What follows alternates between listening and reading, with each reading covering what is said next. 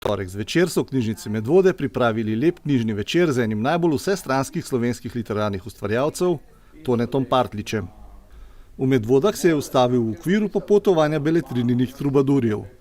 Tone Partljič se je z literaturo in pisanjem začel ukvarjati v 60 letih.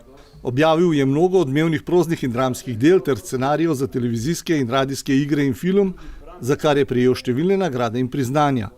Levstikovo nagrado, Grumovo nagrado, Glazerjevo nagrado za življenjsko delo in leta 2016 tudi veliko Prešernovo nagrado.